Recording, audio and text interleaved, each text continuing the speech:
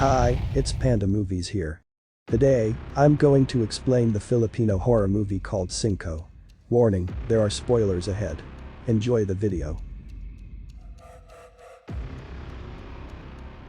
The movie Cinco includes 5 stories that revolve around a hand with an R.I.P tattoo.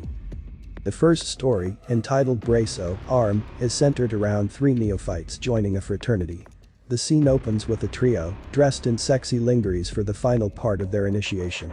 They are brought to a morgue and are tasked to stay inside for as long as they can take. While one of them was clearly frightened, the other disturbed, one was bravely, or thoughtlessly, snooping around the place until he found a detached arm with an R.I.P tattoo. The detached arm of an unknown corpse comes to life and wreaks havoc in the place. The trio taps out in terror and escapes from the murderous hand with the members of the fraternity laughing at them as they leave, completely unaware of what just had took place inside. The second story is entitled Feet, and it opens with a young mother visiting the wake of her daughter's classmate. As the mother was making her way to the wake, a rabid dog bites her. Soon after, she begins to see the ghost of the child haunting her wherever she goes. As it turns out, the child was seeking revenge after what the mother had done that caused the child to lose her leg and eventually die. It is then revealed that the mother, completely incapable of buying brand new shoes for her own daughter's graduation, had resorted to stealing the shoes of her daughter's classmate. The child ran after the mother, causing her to get hit by a car, losing her leg in the process. Unfortunately, the amputation caused several complications that eventually led to the child's death. As the bite wound worsens, the mother suffers hallucinations of the child, even reaching to a point where she can hardly distinguish hallucinations from reality.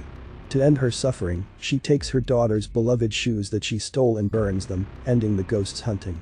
A year later, the mother is seen in crutches, her leg amputated due to the infection from the bite wound.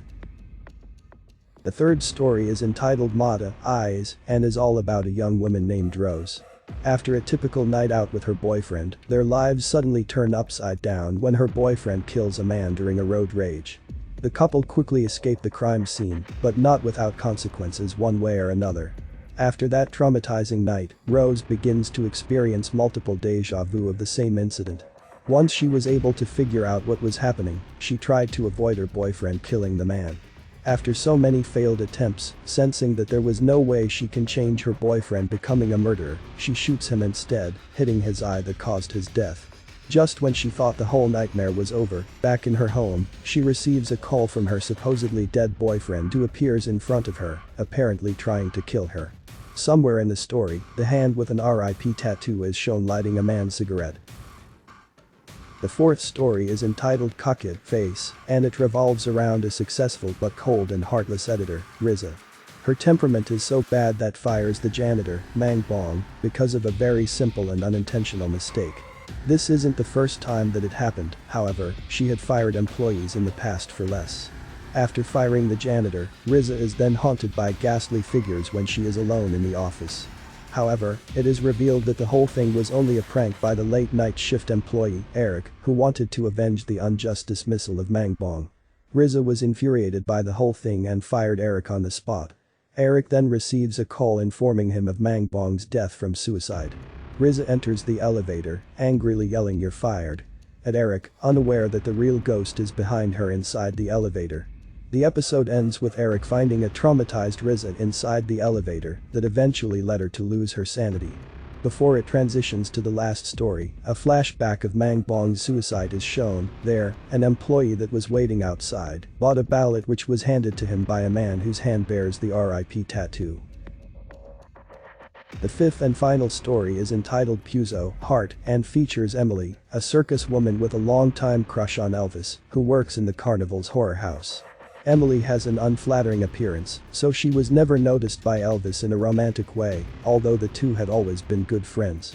Since she wasn't getting any younger, she grew desperate and wanted for Elvis to return her love, so she resorted to the use of a love potion.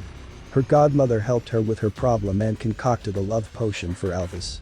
She was instructed by her godmother to put the liquid in Elvis's drink, 1 drop, and he will develop a crush for her, 2 drops, and he will fall in love with her, but more than that, he will go crazy for her, and will never stop until he gets to be with her. Emily plots to get Elvis to drink a glass of water with the entire vial of love potion in it. She successfully does, and the potion instantly works. Elvis falls deeply in love with her and can't seem to get enough of her, which makes Emily very happy. Unfortunately, that very night, Elvis was brutally stabbed to death by a crazed member of the audience, but since Elvis was crazy about Emily and is fueled by his desire to be with her, he returns undead and starts to bring hell to the carnival.